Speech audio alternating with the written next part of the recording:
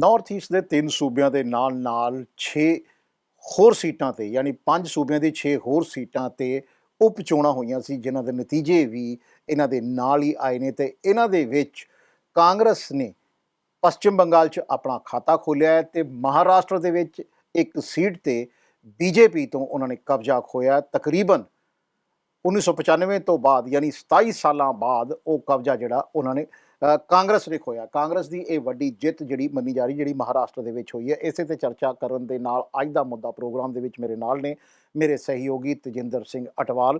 ਤੇ ਤੇਜਿੰਦਰ ਸਿੰਘ ਅਟਵਾਲ ਹੋਣਾ ਦੇ ਨਾਲ ਇਹਨਾਂ ਸੂਬਿਆਂ ਦੇ ਜਿਹੜੇ 5 ਸੂਬਿਆਂ 'ਚ 6 ਸੀਟਾਂ ਤੇ ਜਿਹੜੇ ਉਪ ਚੋਣਾਂ ਹੋਈਆਂ ਔਰ ਉਹਦੇ 'ਚ 3 ਸੀਟਾਂ ਕਾਂਗਰਸ ਨੇ ਤਾਂ 3 ਜਿਹੜੀਆਂ ਉਹ ਬੀਜੇਪੀ ਨੇ ਜਿੱਤੀਆਂ। ਤੇ ਇਹਦੇ ਤੇ ਅਸੀਂ ਚਰਚਾ ਕਰਾਂਗੇ ਕਿ ਜਦੋਂ ਨਾਰਥ ਈਸਟ ਦੇ ਵਿੱਚ ਕਾਂਗਰਸ ਤਕਰੀਬਨ ਇੱਕ ਪਾਸੇ ਰਹਿ ਗਈ, ਹਾਰ ਦੇ ਨੇੜੇ ਰਹਿ ਕਾਂਗਰਸ ਮਤਲਬ ਹਾਰ ਗਈ ਹੈ, ਤੇ ਇਹ ਮਹਾਰਾਸ਼ਟਰ ਦੇ ਵਿੱਚ ਜਿਹੜੀ ਇੱਕ ਸੀਟ ਜਿਹੜੀ ਬੀਜੇਪੀ ਦੀ ਬੜੀ ਪੁਰਾਣੀ ਸੀਟ ਸੀਗੀ ਉਹ ਕਾਂਗਰਸ ਨੇ ਜਿੱਤ ਲਈ ਹੈ। ਇਹਦੀ ਕੀ ਵਜ੍ਹਾ ਹੋ ਸਕਦੀ ਹੈ? ਦੇਖੋ ਜੀ, ਇਹਦੀ ਬਹੁਤ ਸਾਰੀ ਵਜ੍ਹਾ ਹੈਗੀ। ਅੱਜ ਆਹੀ ਮੁੱਦਾ ਤਾਂ ਹੀ ਸਾਡਾ ਹੈਗਾ, ਤਾਂ ਅਸੀਂ ਇਹਦੇ ਵਿੱਚ ਸਾਰੀ ਗੱਲਾਂ ਅੱਜ ਖੁੱਲ੍ਹ ਕੇ ਕਰਾਂਗੇ। ਤਾਂ ਸਾਰਿਆਂ ਨਾਲੋਂ ਪਹਿਲਾਂ ਅਸੀਂ ਆਪਣੇ ਦਰਸ਼ਕਾਂ ਨੂੰ ਦੱਸ ਦਈਏ ਕਿ ਜਿਹੜੇ 5 ਰਾਜ ਹੈਗੇ ਜਿਨ੍ਹਾਂ ਵਿੱਚ ਇਹ ਉਪ ਚੁਣਾਵ ਹੋਏ ਸੀ, ਉਹ 'ਚ ਸਾਰਿਆਂ ਨਾਲੋਂ ਪਹਿਲਾਂ ਆਉਂਦਾ ਹੈਗਾ ਪੱਛਮ ਬੰਗਾਲ। ਉੱਥੇ ਸਾਗਰ ਦਿਘੀ ਜਿਹੜੀ ਹੈਗੀ ਆ। ਤਾਂ ਦੂਸਰਾ ਹੈਗਾ ਤਮਿਲਨਾਡੂ, ਉਹਨਾਂ ਦੇ ਈਰੋਡ। ਤਾਂ ਅਰੁਣਾਚਲ ਪ੍ਰਦੇਸ਼ ਦੇ ਹੈਗਾ ਲੁਮਲਾ। ਝਾਰਖੰਡ ਦਾ ਹੈਗਾ ਰਾਮਗੜ੍ਹ। ਤਾਂ ਮਹਾਰਾਸ਼ਟਰ ਦੇ ਪੂਨੇ ਦੇ ਅੰਦਰ 2 ਆਉਂਦੇ ਹੈਗੇ ਕਸਬਾਪੇਟ ਤਾਂ ਚਿਚਾਵੜ। ਤਾਂ ਇਹਨਾਂ ਦੇ ਸਾਰੇ ਨਤੀਜੇ ਜੋ ਵੀ ਚੱਲ ਰਹੇ ਹੈਗੇ ਆ, ਤਾਂ ਜੋ ਰੁਝਾਨ ਜੋ ਹਾਲੇ ਮੇਜਰ ਆਇਆ ਹੈਗਾ ਉਹ ਕਾਂਗਰਸ ਨੂੰ 3 ਮਿਲੇ ਹੈਗੇ ਤੇ ਬੀਜੇਪੀ ਨੂੰ 3 ਮਿਲਿਆ। ਤਾਂ ਸਾਰਿਆਂ ਨਾਲੋਂ ਪਹਿਲਾਂ ਜਿਹੜੀ ਆਪਾਂ ਚਰਚਾ ਸ਼ੁਰੂ ਕਰਦੇ ਹੈਗੇ ਉਹ ਮਹਾਰਾਸ਼ਟਰ ਤੋਂ ਸ਼ੁਰੂ ਕਰਦੇ ਹਾਂ, ਕਿਉਂਕਿ ਮਹਾਰਾਸ਼ਟਰ ਸਾਰਿਆਂ ਨਾਲੋਂ ਬੜਾ ਹੈਗਾ।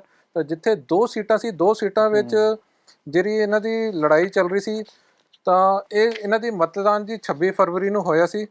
ਤਾਂ ਉਹਦੇ ਬਾਅਦ ਇੱਦਾਂ ਲੱਗ ਰਿਹਾ ਸੀ ਕਿ ਬੀਜੇਪੀ ਸ਼ਾਇਦ ਇੱਥੇ ਜਿੱਤ ਕੇ ਆ ਜਾਊਗੀ। ਤਾਂ ਬੀਜੇਪੀ ਇੱਥੇ 27 ਸਾਲਾਂ ਤੋਂ ਬਾਅਦ ਹਾਰੀ ਹੈ, ਇਹ ਬਹੁਤ ਵੱਡੀ ਗੱਲ ਆ। ਤਾਂ ਮੁਕਾਬਲਾ ਉਹਨਾਂ ਦਾ ਜੀ ਬੀਜੇਪੀ ਦਾ ਸੀਗਾ ਸਿੱਧਾ ਸ਼ਿਵ ਸੈਨਾ ਤਾਂ ਕਾਂਗਰਸ ਦਾ ਜਿਹੜਾ ਗਠਬੰਧਨ ਹੋਇਆ ਸੀ, ਜਿਹਨੂੰ ਅਸੀਂ ਮਹਾ ਵਿਕਾਸ ਅਗਾੜੀ ਵੀ ਕਹਿੰਦੇ ਹੈਗੇ। ਤਾਂ ਇਹਨਾਂ ਦੇ ਭਾਜਪਾ ਦੇ ਜਿਹੜੇ ਸੀਗੇ ਹੇਮੰਤ ਰਸਾਨੇ, ਤਾਂ ਜਿਹੜੇ ਉਧਰ ਰਵਿੰਦਰ ਘੇੜਕਰ ਜਿਹੜੇ ਕਾਂਗਰਸ ਦੇ ਸੀਗੇ, ਇਹਨਾਂ ਦੋਨੋਂ ਵਿੱਚ ਬੜਾ ਤਗੜਾ ਮੁਕਾਬਲਾ ਚੱਲ ਰਿਹਾ ਸੀ। ਤਾਂ ਜਿਹੜੇ ਕਾਂਗਰਸ ਦੇ ਉਮੀਦਵਾਰ ਹੈਗੇ ਉਹ ਕਸਬਾ ਪੇਟ ਤੋਂ ਆਪਣੀ ਸੀਟ ਉਹਨਾਂ ਨੇ ਜਿੱਤੀ ਹੈਗੀ ਹੈ। ਤਾਂ ਇਹ ਸੀਟ ਭਾਜਪਾ ਦੀ ਗੜ੍ਹ ਸੀ। ਇਹ ਦੱਸਿਆ ਜਾਂਦਾ ਕਿ 1995 ਤੋਂ ਲੈ ਕੇ ਅੱਜ ਤੱਕ ਭਾਜਪਾ ਇੱਥੇ ਹਾਰੀ ਨਹੀਂ ਸੀ, ਬਟ ਇਹ ਪਹਿਲੀ ਵਾਰ ਉਹਨਾਂ ਨੂੰ ਬਹੁਤ ਤਗੜਾ ਝਟਕਾ ਲੱਗਿਆ ਹੈਗਾ। ਇਹ ਕੀ ਵਜ੍ਹਾ ਕੀ ਹੋ ਸਕਦੀ ਹੈ? ਹਾਲਾਂਕਿ ਭਾਜਪਾ ਨੇ ਪਿੱਛੇ ਜਿਹੜੀ ਇਹ ਮਹਾ ਅਗਾੜੀ ਗਠਬੰਧਨ ਜਿਹੜਾ ਸੀਗਾ, ਇਹਨਾਂ ਦਾ ਗੱਠਜੋੜ ਖਤਮ ਕਰਕੇ ਤੇ ਆਪਣੀ ਸਰਕਾਰ ਉੱਥੇ ਬਣਾਈ ਹੈ। ਇਸ ਦੇ ਬਾਵਜੂਦ, ਸਰਕਾਰ ਹੋਣ ਦੇ ਬਾਵਜੂਦ, ਸਿਰਫ ਜੇ 2 ਸੀਟਾਂ ਦੇ ਵਿੱਚ ਤੇ ਬਾਈ ਇਲੈਕਸ਼ਨ ਹੋ ਰਹੇ ਹੈ, ਤੇ ਜਦਕਿ ਇੱਕ ਸੀਟ ਵੀ ਉਹਨਾਂ ਦੀ ਸੀਗੀ ਜਿਹੜਾ ਕਿ ਉਹਨਾਂ ਦਾ ਉਹ ਸੀ, ਜਦਕਿ ਉਹਨਾਂ ਦਾ ਹੀ ਲੀਡਰ ਸੀ ਜਿਹਦੀ ਡੈਥ ਹੋਣ ਤੋਂ ਬਾਅਦ ਇਸ ਸੀਟ ਤੇ ਇਲੈਕਸ਼ਨ ਹੋਇਆ, ਤੇ ਇਸ ਦੇ ਬਾਵਜੂਦ ਸੀਟ ਹਾਰ ਗਏ। ਇਹਦਾ ਵੀ ਕਈ ਰੀਜ਼ਨ ਹੈਗੇ ਜਿਹ 'ਤੇ ਅੱਜ ਆਪਾਂ ਹੁਣ ਚਰਚਾ ਕਰਨ ਬੈਠੇ ਹੈਗੇ ਆ। ਤਾਂ ਇਸ ਤੋਂ ਪਹਿਲਾਂ ਜੇ ਅਸੀਂ ਗੱਲ ਕਰੀਏ, ਆਦਿੱਤਿਆ ਠਾਕਰੇ ਨੇ ਕਿਹਾ ਸੀ ਮਹਾ ਵਿਕਾਸ ਅਗਾੜੀ ਦੀ ਜਿੱਤ ਜ਼ਰੂਰ ਹੋਊਗੀ, ਅਸੀਂ ਇੱਥੇ ਜਿੱਤਾਂਗੇ। ਤਾਂ ਕਾਂਗਰਸ ਨੇ ਉਹ ਸੀਟ ਜਿੱਤ ਕੇ ਬੀਜੇਪੀ ਤੋਂ ਛਿਨ ਲਈ ਹੈਗੀ ਆ। ਤਾਂ ਪੂਨੇ ਦੇ ਵਿੱਚ ਮੌਜੂਦਾ ਜਿਹੜੇ ਭਾਜਪਾ ਦੇ ਸਾਂਸਦ ਸੀਗੇ ਜਿਨ੍ਹਾਂ ਨੇ 2019 ਚ ਇਹ ਸੀਟ ਦੇਖੋ ਜੀ ਉਹਨਾਂ ਨੇ 5 ਵਾਰ ਜਿੱਤੀ ਸੀ, ਔਰ ਐਤਕੀ ਉਹ ਇਸ ਸੀਟ ਤੋਂ ਹੀ ਉਹਨਾਂ ਦਾ ਪੱਤਾ ਹੀ ਸਾਫ਼ ਹੋ ਗਿਆ। ਤਾਂ ਅਸੀਂ ਜੇ ਕਹੀਏ ਕਿ ਇਹਨਾਂ ਨੇ ਕਿੰਨੀ ਵੋਟਾਂ ਦੇ ਅੰਤਰ ਨਾਲ ਜਿੱਤਿਆ ਹੈਗਾ, ਤਾਂ ਜਿਹੜੇ ਘੰਗੇਕਰ ਹੈਗੇ ਉਹਨਾਂ ਨੇ 73,000 ਵੋਟਾਂ ਮਿਲੀਆਂ ਹੈਗੀ, ਜਦਕਿ ਬੀਜੇਪੀ ਦੇ ਰਸਾਨੇ ਹੈਗੇ ਉਹਨਾਂ ਨੂੰ 62,000। ਤਾਂ ਮਤਲਬ 9,000 ਵੋਟਾਂ ਦਾ ਅੰਤਰ ਹੈ ਕਿ ਥੋੜਾ ਜਿਹਾ ਫਰਕ ਰਹਿ ਗਿਆ ਹੈਗਾ, ਬਟ ਜੋ ਫਰਕ ਤਾਂ ਫਰਕ ਹੀ ਹੁੰਦਾ ਹੈਗਾ। ਤਾਂ ਜਿਹੜੀ ਮਹੱਤਵਪੂਰਨ ਗੱਲ ਨਿਕਲ ਕੇ ਆਈ ਹੈ ਉਹ ਹੈ ਕਿ ਕਾਂਗਰਸ ਦੀ ਜਿੱਤ, ਕਿਉਂਕਿ ਕਾਂਗਰਸ ਨੇ ਆਪਣਾ ਪੂਰਾ ਜ਼ੋਰ ਲਾ ਕੇ ਰੱਖਿਆ ਸੀ। ਤਾਂ ਜਿਹੜਾ ਉद्धਵ ਠਾਕਰੇ ਹੈਗੇ ਉਹਨਾਂ ਦਾ ਵੀ ਕੋਈ ਕਸਰ ਨਹੀਂ, ਕਿਉਂਕਿ ਉਹ ਵੀ ਇੱਕ ਦੇਖੋ ਜਿਹੜੀ ਪਾਰਟੀ ਉਹਨਾਂ ਦੀ ਸੀਗੀ ਦੂਸਰੀ, ਉਹ ਤੋਂ ਹਾਰ ਕੇ ਸਾਰੀ ਸੀਟਾਂ ਚਲਦੀ ਸਰਕਾਰ ਛੱਡ ਕੇ ਉਹ ਸਾਰੀ ਸ਼ਿੰਦੇ ਦੀ ਬੀਜੇਪੀ ਨਾਲ ਮਿਲ ਕੇ ਨਈ ਸਰਕਾਰ ਬਣਾ ਲਈ। ਤਾਂ ਉद्धਵ ਠਾਕਰੇ ਨੂੰ ਵੀ ਝਟਕਾ ਲੱਗਿਆ ਸੀ ਤਾਂ ਕਾਂਗਰਸ ਨੂੰ ਵੀ। ਤਾਂ ਇਹ ਉਹ ਵੀ ਚਾਹੁੰਦੇ ਸੀ ਕਿ ਜਿਹੜਾ ਪਹਿਲਾ ਇਲੈਕਸ਼ਨ ਹੈਗਾ ਕੁਝ ਪੋਜ਼ਿਟਿਵ ਕੀਤਾ ਜਾਏ, ਤਾਂ ਉਹ ਮੇਰੇ ਖਿਆਲ ਤੇ ਪਹਿਲਾ ਕਦਮ ਉਹਨਾਂ ਦਾ ਹੋ ਗਿਆ ਹੈਗਾ। ਨਹੀਂ, ਇਹ ਇਸੇ ਚੀਜ਼ ਨੂੰ ਲੈ ਕੇ ਜਿਹੜਾ ਇਹ ਗੱਠਜੋੜ ਹੈ, ਜਿਹੜਾ ਮਹਾ ਅਗਾੜੀ ਗੱਠਜੋੜ ਜਿਹਨੂੰ ਆਪਾਂ ਕਹਿੰਦੇ ਆ, ਇਹ ਗੱਠਜੋੜ ਦਾ ਹੌਸਲਾ ਵੀ ਬੁਲੰਦ ਹੋ ਗਿਆ। ਬੇਸ਼ੱਕ ਜਿੱਤੀ ਉੱਥੇ ਕਾਂਗਰਸ ਨੇ ਸੀਟ ਹੈ, ਲੇਕਿਨ ਜਿਹੜਾ ਮਹਾ ਅਗਾੜੀ ਗੱਠਜੋੜ ਹੈ ਨਾ, ਇਹ ਉਹਨਾਂ ਨੇ ਕਿਹਾ ਕਿ ਜਿਹੜੀ ਮਹਾਰਾਸ਼ਟਰ ਦੀ ਜਨਤਾ ਹੈ, ਜਿਸ ਤਰ੍ਹਾਂ ਬੀਜੇਪੀ ਨੇ ਸਰਕਾਰ 'ਚ ਜੋੜ ਤੋੜ ਕਰਕੇ ਉਹਨਾਂ ਦੀ ਸਰਕਾਰ ਖਤਮ ਕਰਕੇ ਮਹਾਂਗਾੜੀ ਗੱਠਜੋੜ ਦੀ ਸਰਕਾਰ ਖਤਮ ਕਰਕੇ ਔਰ ਬੀਜੇਪੀ ਦੀ ਸਰਕਾਰ ਬਣਾਈ ਹੈ ਔਰ ਲੋਕਾਂ ਨੂੰ ਇਹ ਪਸੰਦ ਨਹੀਂ ਆਈ ਸ਼ਾਇਦ ਇਸੇ ਨਹੀਂ, ਕਰਕੇ। ਇਹ 'ਚ ਦੋ ਗੱਲਾਂ ਹੈਗੀਆਂ ਜੀ ਜਿਹੜੀ ਉੱਭਰ ਕੇ ਆ ਰਹੀ ਹੈਗੀ। ਸਰ ਨਾਲ ਪਹਿਲਾਂ ਤਾਂ ਜਿਹੜਾ ਬੀਜੇਪੀ ਦੇ ਜਿਹੜਾ ਪਿਛਲਾ ਜਿਨ੍ਹਾਂ ਦੇ ਮ੍ਰਿਤੂ ਹੋ ਗਈ ਸੀ ਮੁਕਤਾ ਤਿਲਕ, ਉਹਨਾਂ ਦੇ ਨਿਧਨ ਦੇ ਬਾਅਦ ਉਹਨਾਂ ਦੀ ਫੈਮਿਲੀ ਚੋਂ ਕਿਸੇ ਨੂੰ ਵੀ ਸੀਟ ਨਹੀਂ ਦਿੱਤੀ ਗਈ ਜੀ। ਇਹਦੇ ਕਰਕੇ ਵੀ ਜਿਹੜਾ ਬ੍ਰਾਹਮਣ ਪਰਿਵਾਰ ਸੀ ਉਹ ਨਾਰਾਜ਼ ਸੀਗੇ।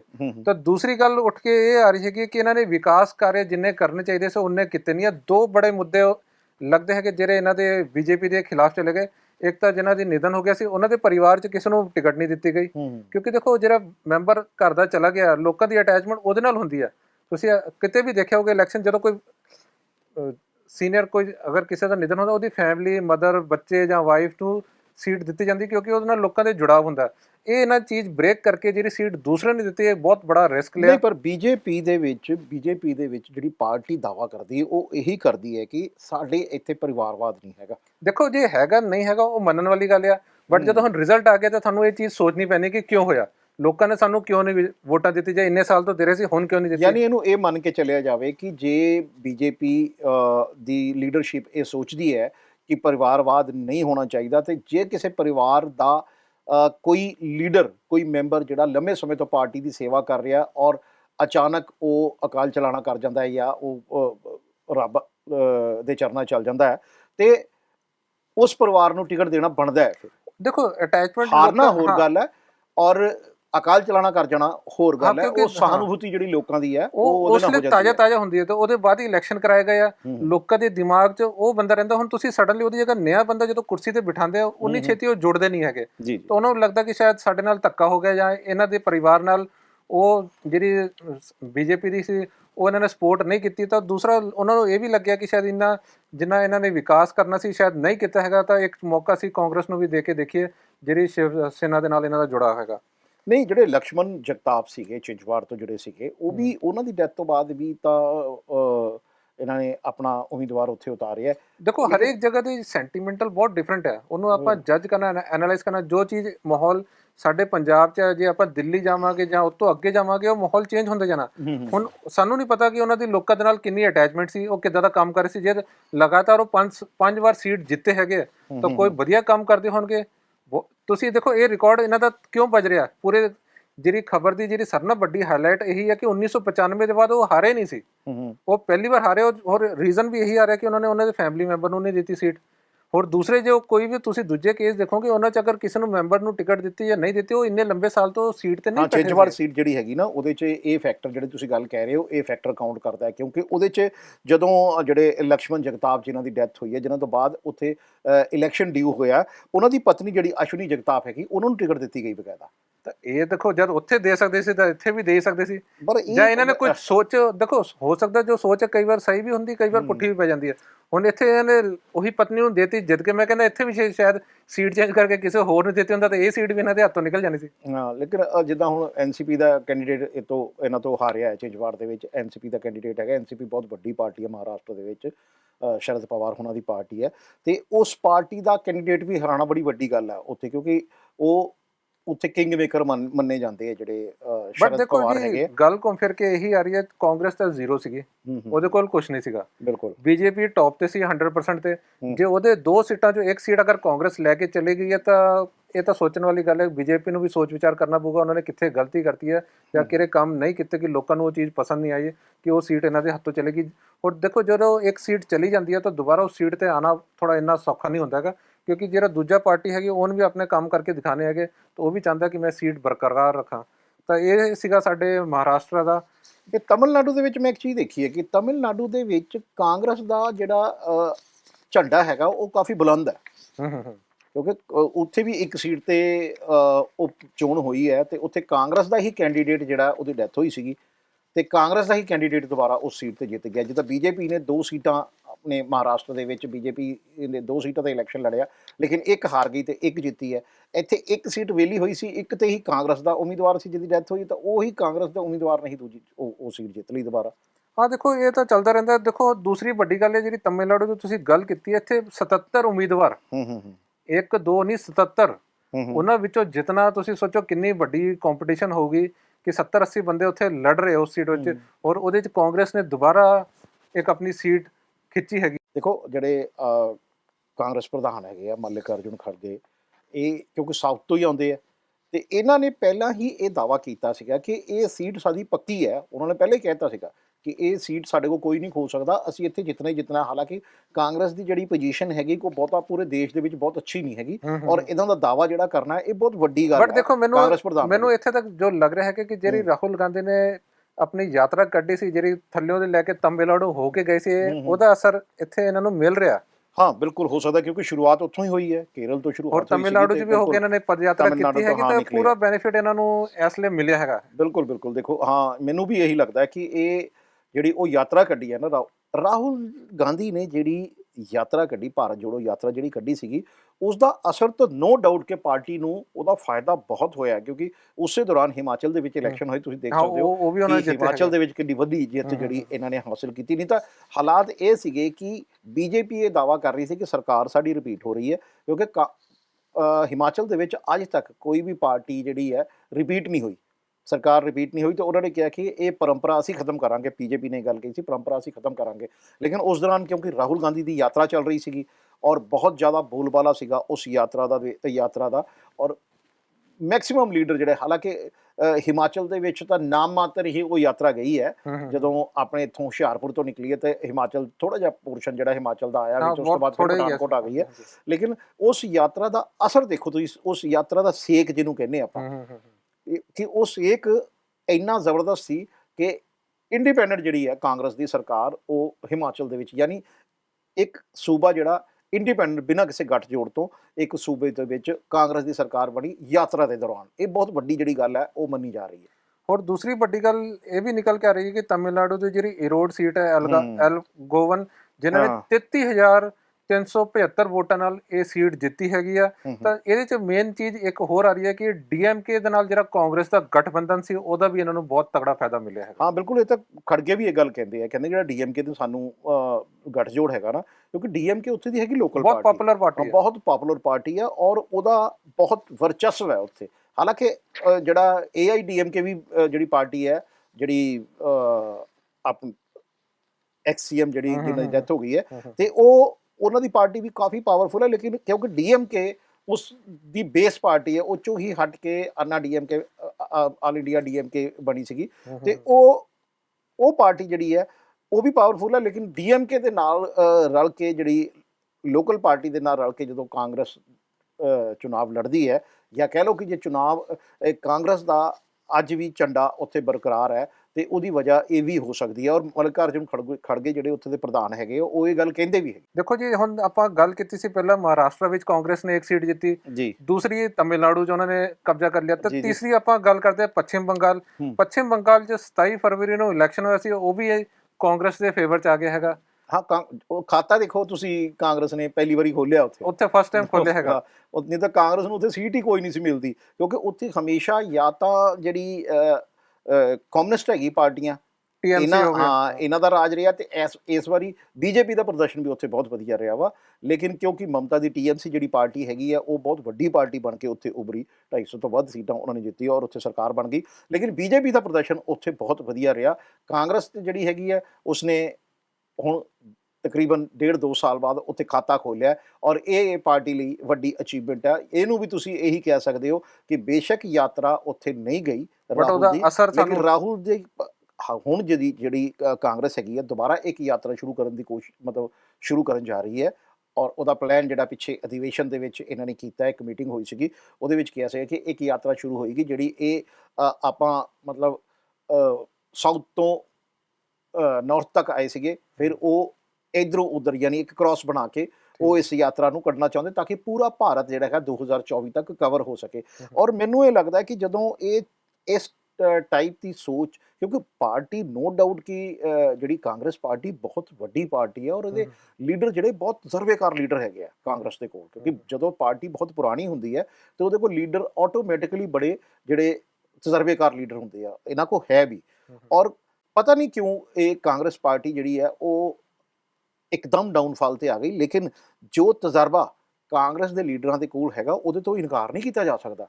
ਇਹ ਹੋ ਸਕਦਾ ਹੈ ਕਿ ਕਾਂਗਰਸ ਦੀ ਅਗਵਾਈ ਜਿਹੜੀ ਹੈ, ਉਹ ਸ਼ਾਇਦ ਮੈਨੂੰ ਇਹ ਲੱਗਦਾ ਹੈ ਕਿ ਕਾਂਗਰਸ ਦੀ ਅਗਵਾਈ ਕਰਨ ਵਾਲੇ ਜਿਹੜੇ ਲੀਡਰ ਹੈਗੇ ਆ, ਉਹ ਕਿਸੇ ਤਰ੍ਹਾਂ ਮਿਸਮੈਚ ਕਰ ਰਹੇ ਹੈ, ਜਿਸ ਕਰਕੇ ਕਾਂਗਰਸ ਜਿੰਨੀ ਮਿਹਨਤ ਕਰ ਰਹੀ ਹੈ ਉਨੀ ਅੱਗੇ ਨਹੀਂ ਵੱਧ ਪਾ ਰਹੀ। ਦੇਖੋ ਜੀ, ਆ ਪੱਛਮ ਬੰਗਾਲ ਦੀ ਆਪਾਂ ਗੱਲ ਕਰ ਰਹੇ ਸੀ ਤਾਂ 2022 ਚ ਟੀਐਮਸੀ ਦੇ ਜਿਹੜੇ ਨੇਤਾ ਸੁਬ੍ਰਤੋ ਸਾਹਾ ਉਹਨਾਂ ਦਾ ਨਿਧਨ ਹੋ ਗਿਆ ਸੀ, ਉਹਦੇ ਕਰਕੇ ਸੀਟ ਖਾਲੀ ਹੋ ਗਈ ਸੀ। ਜੀ ਤਾਂ ਟੀਐਮਸੀ ਨੇ ਇੱਥੇ ਫਿਰ ਜਦੋਂ ਨਈ ਸੀਟ ਵਾਸਤੇ ਜਿਹੜਾ ਦਾਅਵੇਦਾਰੀ ਪੇਸ਼ ਕੀਤੀ ਉਹ ਦੇਵਾਸ਼ੀਸ਼ ਬੈਨਰਜੀ ਨੂੰ ਲਗਾਇਆ ਸੀ, ਤਾਂ ਬੀਜੇਪੀ ਨੇ ਦਲੀਪ ਸ਼ਾਹ ਨੂੰ, ਤਾਂ ਕਾਂਗਰਸ ਨੇ ਬਾਇਰਨ ਵਿਸ਼ਵਾਸ ਨੂੰ ਉਤਾਰਿਆ ਸੀ। ਇਹ ਤਿੰਨੋਂ ਵਿੱਚ ਦੱਸ ਰਹੇ ਸੀ ਬਹੁਤ ਤਗੜਾ ਮੁਕਾਬਲਾ ਸੀ, ਬਟ ਜਦੋਂ ਮੁਕਾਬਲਾ ਹੁੰਦੇ ਹੁੰਦੇ ਤਾਂ ਦੂਜੇ ਪਾਸੇ ਨਾ ਕਿ ਟੀਐਮਸੀ ਦੀ ਮੌਜੂਦਾ ਸਰਕਾਰ ਹੈ, ਉੱਥੇ ਬੀਜੇਪੀ ਉੱਥੇ ਵੱਡੀ ਦੂਜੀ ਵੱਡੀ ਪਾਰਟੀ ਹੈ। ਟੀਐਮਸੀ ਦੇ ਲਾਗੇ ਤਾਂ ਮੈਨੂੰ ਲੱਗਦਾ ਕੋਈ ਖੜਾ ਹੀ ਨਹੀਂ, ਬੀਜੇਪੀ ਨੂੰ ਵੀ ਬੜੀ ਮੁਸ਼ਕਿਲ ਹੁੰਦੀ, ਤਾਂ ਕਾਂਗਰਸ ਤੱਕ ਉੱਥੇ ਹੈ ਹੀ ਨਹੀਂ ਨਾ ਕੁਝ।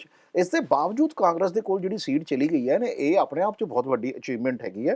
ਔਰ ਇਹਦੇ ਤੋਂ ਇਨਕਾਰ ਜਿਹੜੀ ਉੱਥੇ ਦੀ ਲੋਕਲ ਪਾਰਟੀਆਂ ਹੈਗੀਆਂ ਜਾਂ ਮਮਤਾ ਦੀ ਪਾਰਟੀ ਹੈ ਉਹਨਾਂ ਨੂੰ ਕਿਉਂਕਿ ਜਦੋਂ ਐਡੀ ਤੁਸੀਂ ਦੇਖਿਆ ਕਿ ਜਦੋਂ ਬੀਜੇਪੀ ਇਹ ਦਾਅਵੇ ਕਰਦੀ ਸੀਗੀ ਕਿ ਇਸ ਵਾਰ ਬੰਗਾਲ ਦੇ ਵਿੱਚ ਅਸੀਂ ਸੱਤਾ ਬਦਲ ਦਾਂਗੇ, ਹਾਂ ਕਾਫੀ ਚਰਚਾ ਹੋਈ ਸੀ। ਮਮਤਾ ਬੈਨਰਜੀ ਐਕਸੀਡੈਂਟ ਉਹਨਾਂ ਦਾ ਹੋਇਆ ਸੀ, ਲੱਤ ਤੇ ਉਹਨਾਂ ਦੇ ਸੱਟ ਲੱਗੀ ਹੋਈ ਸੀ, ਵੀਲ ਚੇਅਰ ਤੇ ਉਹਨਾਂ ਨੇ ਜਿਹੜਾ ਕੈਂਪੇਨ ਕੀਤੀ ਹੈ, ਚੁਣਾਵ ਪ੍ਰਚਾਰ ਕੀਤਾ ਔਰ ਉਹਨਾਂ ਨੇ ਜ਼ਬਰਦਸਤ ਜਿੱਤ ਜਿਹੜੀ ਹੈਗੀ ਹੈ ਮਮਤਾ ਬੈਨਰਜੀ ਨੇ ਹਾਸਲ ਕੀਤੀ ਹੈ। ਔਰ ਬੀਜੇਪੀ ਦੇ ਵੱਡੇ ਲੀਡਰ ਉੱਥੇ ਕੈਂਪੇਨਿੰਗ ਵਾਸਤੇ ਗਏ ਸੀਗੇ।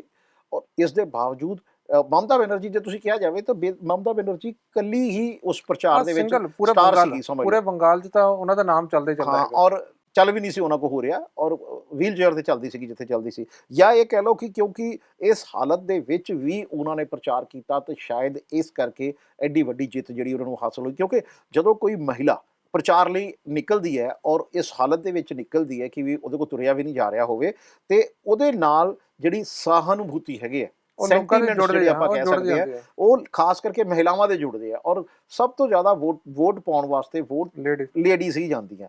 ਤੇ ਮੈਨੂੰ ਲੱਗਦਾ ਕਿ ਲੇਕਿਨ ਇਸ ਵਾਰ ਕਾਂਗਰਸ ਨੇ ਟੀਐਮਸੀ ਦੇ ਕੈਂਡੀਡੇਟ ਤੋਂ ਔਰ ਬੀਜੇਪੀ ਦੇ ਕੈਂਡੀਡੇਟ ਨੂੰ ਹਰਾ ਕੇ ਜਿਹੜੀ ਸੀਟ ਜਿੱਤੀ ਹੈ, ਇਹਦੇ ਵਾਸਤੇ ਤਾਰੀਫ ਕਰਨੀ ਬਣੇਗੀ। ਦੇਖੋ ਇਹ ਦੋ ਚੀਜ਼ਾਂ ਹੋ ਗਈਆਂ, ਇੱਕ ਤਾਂ ਮੁੰਬਈ ਦਾ ਜਿਹੜਾ ਮਹਾਰਾਸ਼ਟਰ ਸੀ ਉੱਥੋਂ ਦੀ ਉਹਨਾਂ ਨੇ ਬੀਜੇਪੀ ਦੇ ਗੜ੍ਹ ਵਿੱਚ ਸੀਟ ਖਿੱਚੀ ਆ, ਤਾਂ ਦੂਸਰੀ ਬੰਗਾਲ, ਇਹ ਅਸਲੇ ਚਰਚਾ ਦਾ ਵਿਸ਼ਾ ਬਣੀ ਹੋਈ ਆ।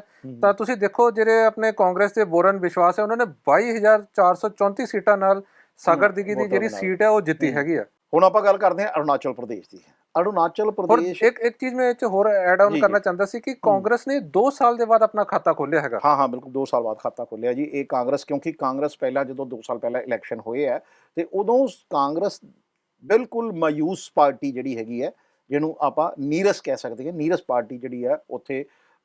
ਹਾਲਾਂਕਿ ਕਾਂਗਰਸ ਨੇ ਕੋਈ ਬਹੁਤ ਜ਼ਿਆਦਾ ਮਿਹਨਤ ਵੀ ਨਹੀਂ ਕੀਤੀ ਸੀਗੀ। 2021 ਦੇ ਜਿਹੜੇ ਵਿਧਾਨ ਸਭਾ ਸੀ ਉਹਨਾਂ ਨੂੰ ਇੱਕ ਵੀ ਸੀਟ ਨਹੀਂ ਮਿਲੀ ਸੀ, ਲੈਫਟ ਨਾਲ ਵੀ ਗਠਬੰਧਨ ਜੋੜੇ ਸੀ ਬਟ ਸਫਲਤਾ ਨਹੀਂ ਮਿਲੀ। ਬਟ ਚਲੋ ਹੁਣ 2 ਸਾਲ ਬਾਅਦ ਉਹਨਾਂ ਨੂੰ ਇੱਕ ਮਿਲੀ ਹੈ, ਹੁਣ ਉਮੀਦ ਹੈਗੀ ਕਿ ਸ਼ਾਇਦ ਆਉਣ ਵਾਲਾ ਜਿਹੜਾ ਸਮਾਂ ਹੈਗਾ ਥੋੜਾ ਘੱਟੋ ਘੱਟ ਜਿਹੜੀ ਹੈਗੀ ਹੈ ਵਿਧਾਨ ਸਭਾ 'ਚ ਹਾਜ਼ਰੀ ਤੇ ਲੱਗ ਗਈ ਨਾ। ਤੁਸੀਂ ਇਹ ਦੇਖੋ ਨਾ ਕਿ ਕਿਉਂਕਿ ਜਦੋਂ ਤੁਸੀਂ ਉੱਥੇ ਦੀ ਲੋਕਲ ਪਾਰਟੀ ਨਾਲ ਰਲ ਕੇ ਵੀ ਜੇ ਤੁਸੀਂ, ਕਿਉਂਕਿ ਉਹ ਸਾਰਾ ਜਿਹੜਾ ਪੱਛਮ ਬੰਗਾਲ ਜਿਹੜਾ ਹੈਗਾ ਉਹ ਕਮਿਊਨਿਸਟਾਂ ਦਾ ਮੰਨਿਆ ਜਾਂਦਾ ਹੈ, ਹਮੇਸ਼ਾ ਕਮਿਊਨਿਸਟ ਬਹੁਲ ਜਿਹੜਾ ਉਹ ਸੂਬਾ ਮੰਨਿਆ ਜਾਂਦਾ ਹੈ। ਕਿਉਂਕਿ ਇੱਕ ਬਾਸੂ ਚੈਟਰਜੀ ਸੀਗੇ ਉੱਥੇ, ਉਹਨਾਂ ਨੇ 25 ਸਾਲ ਰਾਜ ਕੀਤਾ ਤੇ ਉਹ ਹੀ ਇੱਕ ਸੀਐਮ ਪੂਰੇ ਹਿੰਦੁਸਤਾਨ 'ਚ ਇਦਾਂ ਦੇ ਹੋਏ ਜਿਨ੍ਹਾਂ ਨੇ ਲਗਾਤਾਰ 25 ਸਾਲ ਰਾਜ ਕੀਤਾ। ਤੇ ਉਹ ਦੇ ਬਾਵਜੂਦ ਹਾਲਾਂਕਿ ਮਮਤਾ ਬੈਨਰਜੀ ਵੀ ਉਸੇ ਨੇਚਰ ਦੀ ਹੈ, ਬੇਸ਼ੱਕ ਉਹਨਾਂ ਦੀ ਪਾਰਟੀ ਜਿਹੜੀ ਹੈ ਅਲੱਗ ਹੈ ਲੇਕਿਨ ਨੇਚਰ ਉਹਨਾਂ ਦਾ ਉਹੀ ਹੈ, ਔਰ ਉਹ ਹੁਣ ਉੱਥੇ ਸੱਤਾ ਤੇ ਕਾਬਜ਼ ਨੇ। ਤੇ ਕਾਂਗਰਸ ਨੇ ਇੱਕ ਕਮਿਊਨਿਸਟ ਪਾਰਟੀ ਦੇ ਨਾਲ ਰਲ ਕੇ ਅਲਾਇੰਸ ਕਰਕੇ ਵੀ ਇਲੈਕਸ਼ਨ ਲੜਿਆ ਤੇ ਕੁਝ ਹਾਸਲ ਨਹੀਂ ਹੋਇਆ। ਔਰ ਇਸ ਦੇ ਬਾਵਜੂਦ ਜਦੋਂ 2 ਸਾਲ ਬਾਅਦ ਇਲੈਕਸ਼ਨ ਹੁੰਦੇ ਆ ਤੇ ਇਹਦਾ ਤੇ ਇਹੀ ਮੰਨਿਆ ਜਾਏਗਾ, ਕਿਉਂਕਿ ਉਸ ਤੋਂ ਪਹਿਲਾਂ ਯਾਤਰਾ ਨਹੀਂ ਸੀ ਕੀਤੀ ਹੋਈ, ਉਸ ਤੋਂ ਬਾਅਦ ਯਾਤਰਾ ਕੀਤੀ, ਯਾਨੀ ਯਾਤਰਾ ਦਾ ਅਸਰ ਜਿਹੜਾ ਇਹ ਮੰਨਿਆ ਜਾਵੇ ਕਿ ਯਾਤਰਾ ਦਾ ਅਸਰ ਜਿਹੜਾ ਹੈ ਉਹ ਹੋ ਰਿਹਾ ਪੂਰੇ ਦੇਸ਼। ਸਾਨੂੰ ਦੇਖੋ ਘੱਟ ਵੱਧ ਕਿਤੇ ਵੀ ਨਜ਼ਰ ਆ ਰਿਹਾ ਹੈਗਾ, ਜੋ ਉਹਨਾਂ ਨੇ ਕੀਤਾ ਹੈਗਾ ਉਹਦਾ ਰਿਜ਼ਲਟ ਉਹਨਾਂ ਨੂੰ ਅੱਜ ਮਿਲਣਾ ਸ਼ੁਰੂ ਹੋ ਗਿਆ। ਤੇ ਮੈਨੂੰ ਲੱਗਦਾ ਹੋਰ ਵੀ ਜਿੰਨੇ ਇਲੈਕਸ਼ਨ ਹੋਣੇ ਉਹ 'ਚ ਵੀ ਸ਼ਾਇਦ ਇਹਨਾਂ ਨੂੰ ਇਦਾਂ ਦੇ ਰਿਜ਼ਲਟ ਮਿਲਣਗੇ। ਤਾਂ ਹੁਣ ਅਗਲੀ ਆਪਾਂ ਚਰਚਾ ਕਰਦੇ ਹੈਗੇ ਅਰੁਣਾਚਲ ਪ੍ਰਦੇਸ਼ ਦੀ, ਜਿੱਥੇ ਬੀਜੇਪੀ ਨੇ ਨਿਰਵਿਰੋਧ ਚੁਣਾਵ ਜਿੱਤ ਲਿਆ। ਨਹੀਂ ਉਹ ਇਦਾਂ ਹੁੰਦਾ ਨਾ ਕਿ ਜਦੋਂ ਉਹਨਾਂ ਦੇ ਦਰਸ਼ਕਾਂ ਪਤਾ ਕਿ ਉਹ ਤਵਾਂਗ ਜ਼ਿਲ੍ਹੇ ਦੀ ਸੀਟ ਹੈਗੀ ਹੈ, ਜਿੱਥੇ ਇਲੈਕਸ਼ਨ ਹੋਇਆ ਨਾ, ਤਵਾਂਗ ਜ਼ਿਲ੍ਹੇ ਦੀ ਸੀਟ ਹੈ ਉਹ, ਲੁਮਲਾ ਸੀਟ ਹੈ ਤਵਾਂਗ ਜ਼ਿਲ੍ਹੇ ਦੀ। ਤੇ ਤਵਾਂਗ ਤੁਹਾਨੂੰ ਪਤਾ ਹੋਏਗਾ ਕਿ ਪਿੱਛੇ ਅਰੁਣਾਚਲ ਪ੍ਰਦੇਸ਼ ਵੀ ਤਵਾਂਗ ਜ਼ਿਲ੍ਹੇ ਦੇ ਵਿੱਚ ਜਦੋਂ ਚਾਈਨਾ ਦੇ ਔਰ ਆਪਣੇ ਫੌਜੀ ਜਿਹੜੇ ਆ ਭਿੜਦੇ ਸੀਗੇ, ਚੀਮਾ ਦੀ ਜਿਹੜੀ ਸੀਮਾ ਕਾਫੀ ਬਹੁਤ ਬਾਰਡਰ ਤੇ ਲੱਗਦੀ ਹੈ, ਭਾਰਤ ਚੀਨ ਦੀ ਸੀਮਾ ਜਿਹੜੀ ਬਿਲਕੁਲ ਲੱਗਦੀ ਆ, ਔਰ ਉਹ ਲਾਈਨ ਆਫ ਐਕਚੁਅਲ ਕੰਟਰੋਲ ਹੈ ਉੱਥੇ ਪੱਥਰਾਂ ਦੇ ਨਾਲ, ਛੋਟੇ ਛੋਟੇ ਪੱਥਰਾਂ ਦੇ ਬੜਾ ਨਾਲ ਬਣੀ ਹੈ ਖਤਰਨਾਕ ਔਰ ਏਰੀਆ ਬੜਾ ਵੀ ਹੈਗਾ। ਖਤਰਨਾਕ ਜਿਹਾ ਏਰੀਆ ਹੈ। ਔਰ ਉੱਥੇ ਜਿਹੜੇ ਆਮੋ ਸਾਹਮਣੇ ਬਿਲਕੁਲ ਜਿਹੜੇ ਚੀਨ ਦੇ ਔਰ ਭਾਰਤ ਦੇ ਫੌਜੀ ਬਿਲਕੁਲ ਆਮੋ ਸਾਹਮਣੇ ਹੋ ਜਾਂਦੇ ਆ। ਉੱਥੇ ਹਥਿਆਰ ਤਾਂ ਲੈ ਕੇ ਕੋਈ ਖੜਾ ਨਹੀਂ ਹੁੰਦਾ, ਲੇਕਿਨ ਉੱਥੇ ਧੱਕਾ ਮੁੱਕੀ ਜਿਹੜੀ ਹੈ ਮਾਹੌਲ ਤਕਰੀਬਨ ਹੁੰਦੀ ਰਹਿੰਦੀ ਹੈ। ਔਰ ਪਿੱਛੇ ਤੁਸੀਂ ਦੇਖਿਆ ਹੋਣਾ ਕਿ ਉਹਨਾਂ ਨੇ ਅਟੈਕ ਕਰ ਦਿੱਤਾ ਸੀਗਾ ਉਹ ਲੱਕੜ ਦੇ ਬਾਲਿਆਂ ਤੇ ਕੰਡਿਆਂ ਵਾਲੀ ਤਾਰ ਲਪੇਟ ਕੇ, ਜਿਹੜੀ ਚਾਈਨਾ ਦੇ, ਕਿਉਂਕਿ ਚਾਈਨਾ ਕਦੀ ਵੀ ਜਿਹੜੇ ਰੂਲਸ ਐਂਡ ਰੈਗੂਲੇਸ਼ਨ ਦਾ ਉਹ ਤਾਂ ਪਾਲਣ ਨਹੀਂ ਕਰਦਾ, ਉਹ ਫੋਲੋ ਨਹੀਂ ਕਰਦਾ, ਤੇ ਉਹ ਉਹਨਾਂ ਨੇ ਸਾਡੇ ਫੌਜੀਆਂ ਤੇ ਅਟੈਕ ਕੀਤਾ ਸੀਗਾ ਉਦੋਂ। ਤੇ ਉਦੋਂ ਤਵਾਂਗ ਜ਼ਿਲ੍ਹਾ ਜਿਹੜਾ ਬਹੁਤ ਚਰਚਾ ਦੇ ਵਿੱਚ ਆਇਆ ਸੀਗਾ, ਓਪੋਜੀਸ਼ਨ ਨੇ ਬੜੀਆਂ ਗੱਲਾਂ ਸੁਣਾਈਆਂ। ਔਰ ਉੱਥੇ ਜਦੋਂ ਉਹ ਇਸੇ ਕਰਕੇ ਉੱਥੇ ਨਿਰਵਿਰੋਧ ਉਹ ਪ੍ਰਤਿਆਸ਼ੀ ਜਿੱਤਿਆ ਵਾ, ਕਿਉਂਕਿ ਉਹਦੇ ਖਿਲਾਫ ਹੀ ਕੋਈ ਖੜਾ ਨਹੀਂ ਹੋਇਆ। ਹੁੰਦਾ ਨਾ ਕਿ ਉੱਥੇ ਇਲੈਕਸ਼ਨ, ਹਾਂ ਉੱਥੇ ਇਦਾਂ ਹੁੰਦਾ ਨਾ ਕਿ ਉਹ ਲੋਕ ਕਹਿੰਦੇ ਆ ਕਿ ਇੱਥੇ ਇਲੈਕਸ਼ਨ ਲੜਨ ਦਾ ਲੋੜ ਨਹੀਂ ਹੈਗੀ ਕੋਈ ਇੱਥੇ ਸਿਰਫ। ਬਟ ਮੈਨੂੰ ਲੱਗਦਾ ਜੇ ਤੁਸੀਂ ਇਲੈਕਸ਼ਨ ਹੈਗੇ ਆ, ਜੇ ਕਾਂਗਰਸ ਇੰਨੀ ਵੱਡੀ ਪਾਰਟੀ ਹੈ ਤਾਂ ਉਹਨਾਂ ਨੂੰ ਇੱਕ ਕੈਂਡੀਡੇਟ ਤਾਂ ਆਪਣਾ ਖੜਾ ਕਰਨਾ ਹੀ ਚਾਹੀਦਾ ਸੀ, ਬੰਦਾ ਸੀਗਾ। ਨਹੀਂ ਦੇਖੋ, ਉਹ ਤਾਂ ਜੇ ਤਾਂ ਕਾਂਗਰਸ ਨੂੰ ਲੱਗਦਾ, ਨਹੀਂ ਲੱਗਣ ਨਾ ਲੱਗਣ ਉਹ ਬਾਅਦ ਦੀ ਗੱਲ ਹੈ। ਦੇਖੋ ਬਾਕੀ ਜਗ੍ਹਾ ਵੀ ਤਾਂ ਸੀਟਾਂ ਲੜ ਰਹੇ ਆ ਨਾ, ਤੁਸੀਂ ਉੱਥੇ ਚੁਣਾਵ ਲੜ ਰਹੇ ਜਾਂ ਤੁਹਾਨੂੰ ਪਤਾ ਤੁਸੀਂ ਸਰਵਾਈਵ ਕਰਨਾ ਤਾਂ ਇਲੈਕਸ਼ਨ ਲੜੋਗੇ ਤਾਂ ਸਰਵਾਈਵ ਕਰੋਗੇ। ਜੇ ਤੁਸੀਂ ਲੜੋਗੇ ਨਹੀਂ ਤਾਂ ਬਿਨਾਂ ਲੜਾਈ ਤੁਸੀਂ ਕੋਈ ਕਹੋ ਕਿ ਅਸੀਂ ਜਿੱਤ ਜਾਈਏ ਤਾਂ ਇਦਾਂ ਹੋ ਨਹੀਂ ਸਕਦਾ। ਮੇਰੇ ਹਿਸਾਬ ਨਾਲ ਜੇ ਕਾਂਗਰਸ ਦਾ ਵਿਚਾਰ ਹੈਗਾ ਕਿ 2024 'ਚ ਅਸੀਂ ਸੀਟ ਤੇ ਬੈਠਣਾ ਹੈਗਾ ਤਾਂ ਉਹਨਾਂ ਨੂੰ ਹਰ ਸੀਟ ਤੇ ਆਪਣਾ ਬੰਦਾ ਖੜਾ ਕਰਨਾ ਚਾਹੀਦਾ। ਜੇ ਤੁਸੀਂ ਕਹੋਗੇ ਕਿ ਮੈਂ ਇਸ ਸੀਟ ਤੇ ਨਹੀਂ ਲੜਨਾ ਹੈਗਾ, ਆਹ ਵੀ ਸੀਟ ਛੱਡ ਦੇਣੀ ਹੈਗੀ ਤਾਂ ਮੈਂ ਇਦਾਂ ਹੀ ਜਿੱਤ ਜਾਊਂਗਾ, ਤਾਂ ਇਹ ਕੰਮ ਸੌਖਾ ਨਹੀਂ ਹੈਗਾ। ਤਾਂ ਇਹਦੇ ਵਾਸਤੇ ਸੀਟਾਂ ਤੇ ਮੇਰੇ ਖਿਆਲ ਤੇ ਬੰਦੇ ਬਿਠਾਣੇ ਬਹੁਤ ਜ਼ਰੂਰੀ ਹੈ। ਤਾਂ ਹਾਂ ਬਿਲਕੁਲ, ਦੇਖੋ ਕੈਂਡੀਡੇਟ ਤਾਂ ਅਨਾਉਂਸ ਜਿਹੜੀ ਪਾਰਟੀ ਜਿੱਤ ਕੇ ਲੜ ਕੇ ਜਿਹੜਾ ਹਾਰੂਗਾ ਤਾਂ ਸਮਝ ਵੀ ਲੱਗਦਾ ਕਿ ਸਾਨੂੰ ਕੀ ਨਹੀਂ ਪਤਾ। ਹੁਣ ਤੁਸੀਂ ਖੜੇ ਹੀ ਨਹੀਂ ਹੋਏ ਤਾਂ ਤੁਹਾਨੂੰ ਪਤਾ ਕਿੱਦਾਂ ਲੱਗੂਗਾ ਕਿ ਤੁਹਾਡੀ ਉੱਥੇ ਜਿੱਤ ਹੋ ਸਕਦੀ ਸੀ ਜਾਂ ਨਹੀਂ ਹੋ ਸਕਦੀ ਸੀ। ਹਾਂ ਬਸ ਦੇਖੋ ਹੁਣ ਅਰੁਣਾਚਲ ਪ੍ਰਦੇਸ਼, ਕਿਉਂਕਿ ਗੱਲ ਤਵਾਂਗ ਜ਼ਿਲ੍ਹੇ ਦੀ ਹੋ ਰਹੀ ਹੈ, ਤੇ ਤਵਾਂਗ ਜ਼ਿਲ੍ਹਾ ਇਸੇ ਕਰਕੇ ਸੁਰਖੀਆਂ ਦੇ ਵਿੱਚ ਰਹਿੰਦਾ ਹੈ ਕਿ ਉੱਥੇ ਆਮੋ ਸਾਹਮਣੇ ਸਾਡੀ ਫੌਜ ਤੇ ਚਾਈਨਾ ਦੀ ਫੌਜ ਜਿਹੜੀ ਉਹ ਆਮੋ ਸਾਹਮਣੇ ਰਹਿੰਦੀ ਹੈ, ਤੇ ਇਸ ਕਰਕੇ ਉਹ ਜ਼ਿਲ੍ਹਾ ਵੀ ਬੜਾ ਪਪੂਲਰ ਹੈ। ਔਰ ਕਾਂਗਰਸ ਨੂੰ ਲੱਗਦਾ ਹੈ ਕਿ ਕਾਂਗਰਸ ਨੂੰ ਉੱਥੇ ਵਾਕਈ ਆਪਣਾ ਕੈਂਡੀਡੇਟ ਉਤਾਰਨਾ ਚਾਹੀਦਾ ਸੀਗਾ, ਤਾਂ ਕਿ ਜਿਹੜਾ ਲੋਕਾਂ ਨੂੰ ਉੱਥੇ ਵੀ ਕਾਂਗਰਸ ਦੀ ਕੀ ਸਥਿਤੀ ਹੈ, ਜਾਂ ਲੋਕਲ ਪਾਰਟੀ ਕੋਈ ਜਿਹੜੀ ਉੱਥੇ ਦੀਆਂ ਲੋਕਲ ਪਾਰਟੀਆਂ ਹੈਗੀਆਂ, ਲੋਕਲ ਪਾਰਟੀਆਂ ਚਾਹੁੰਦੀਆਂ ਤਾਂ ਉੱਥੇ ਕੈਂਡੀਡੇਟ ਉਤਾਰ ਸਕਦੀਆਂ। ਪਰ ਮੈਨੂੰ ਇਹ ਲੱਗਦਾ ਕਿ ਸਨਮਾਨਜਨਕ ਜਿਹੜਾ ਹੈਗਾ, ਇੱਕ ਸਨਮਾਨ ਕਰਦੇ ਆ, ਮੈਨੂੰ ਲੱਗਦਾ ਹੈ ਕਿ ਦੂਜੀਆਂ ਪਾਰਟੀਆਂ ਨੇ ਜਿਹੜਾ ਹੈ ਆਪਣਾ ਕੈਂਡੀਡੇਟ ਨਹੀਂ ਉਤਾਰਿਆ। ਸਨਮਾਨ ਕਰਨਾ ਅਲੱਗ ਜਗ੍ਹਾ, ਇਹ ਹੁਣ ਜਦੋਂ ਇਲੈਕਸ਼ਨ ਹੈਗਾ ਤਾਂ ਤੁਸੀਂ ਤਾਂ ਆਪੋਜੀਸ਼ਨ ਨਾਲ ਚਾਹੀਦਾ। ਜੇ ਤੁਹਾਡੇ ਖਿਲਾਫ ਕੋਈ ਆਪੋਜੀਸ਼ਨ ਨਹੀਂ, ਤੁਸੀਂ ਇਦਾਂ ਹੀ ਜਿੱਤਣ ਲੱਗੇ ਹੋਏ ਆ, ਇਹ ਵੀ ਥੋੜੀ ਸੋਚ ਵਿਚਾਰ। ਹੁਣ ਤੁਸੀਂ ਕਹੋ ਕਿ ਪੰਜਾਬ 'ਚ ਆਪਾਂ ਨਹੀਂ ਲੜਨਾ ਹੈਗਾ, ਇਹ ਸਮਝ ਤੋਂ ਬਾਹਰ ਆ। ਜਾਂ ਆਹ ਸੀਟ ਹੈਗੀ ਪੰਜਾਬ 'ਚ 15 ਸੀਟਾਂ ਜੀ 10 ਸੀਟਾਂ ਤੇ ਆਪਾਂ ਲੜਾਂਗੇ, 5 ਸੀਟਾਂ ਤੇ ਨਹੀਂ ਲੜਨਾ। ਮੈਂ ਕਹਿੰਦਾ ਤੁਸੀਂ ਹਰ ਸੀਟ ਤੇ ਲੜੋ। ਹੋ ਸਕਦਾ ਲੋਕੀ ਤੁਹਾਨੂੰ ਸੋਚ ਪਸੰਦ ਕਰਦੇ ਹੋ ਤੁਹਾਡੀ। ਹੁਣ ਦੇਖੋ ਆਪ ਸਰਕਾਰ ਆਈ ਆ, ਹੁਣ ਕਿਸੇ ਨੂੰ ਨਹੀਂ ਲੱਗਿਆ ਸੀ ਇਹ ਜਿੱਤੂਗੀ, ਬਟ ਉਹਨਾਂ ਨੇ ਸਾਰੀ ਸੀਟਾਂ ਲੜੀਆਂ ਹੈਗੀਆਂ, ਉਹ ਸਾਰੀ ਸੀਟਾਂ ਜਿੱਤੀਆਂ ਵੀ ਹੈ।